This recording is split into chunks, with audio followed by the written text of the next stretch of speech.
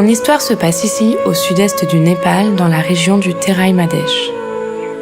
Loin des sommets de l'Himalaya et de l'agitation urbaine de Katmandou, la région du Terai, principalement rurale, reste l'une des plus pauvres du pays.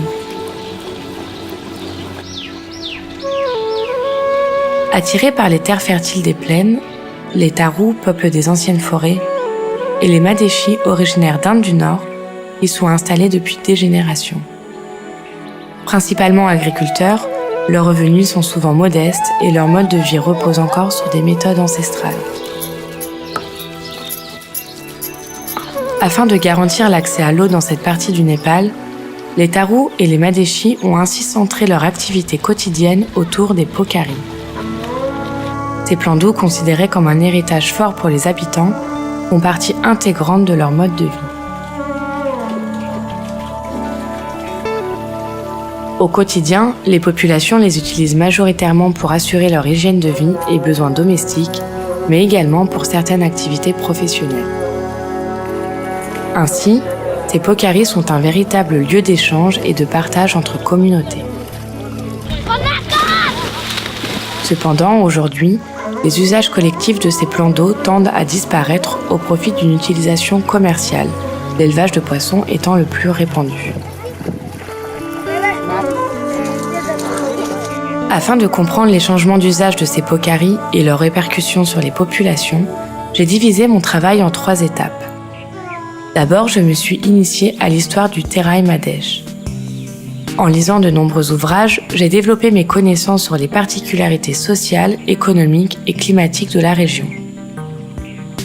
Puis j'ai utilisé cartes et images satellites. J'y ai dénombré et localisé tous les pokaris présents depuis 50 ans.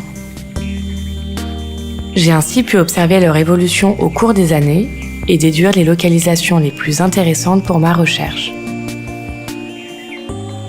Enfin initiée, commence alors l'aventure du terrain. Accompagnée de mon interprète, trajet en moto et échange avec les populations rythment mes journées de chercheuse.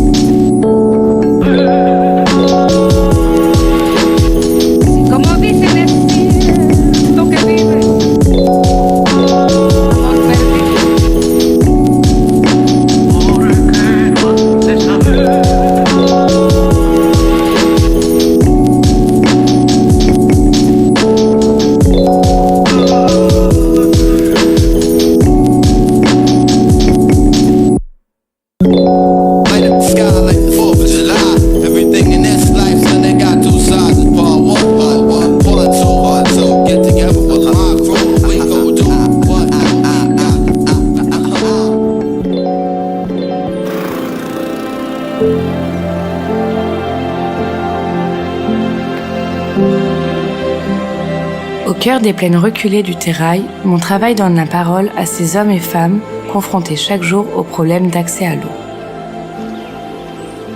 Si ces problèmes sont bien réels, ils sont encore aujourd'hui peu relatés. Par ces échanges, je m'efforce de traduire objectivement les avis de chacun afin de proposer à l'avenir des solutions concrètes, acceptables par tous.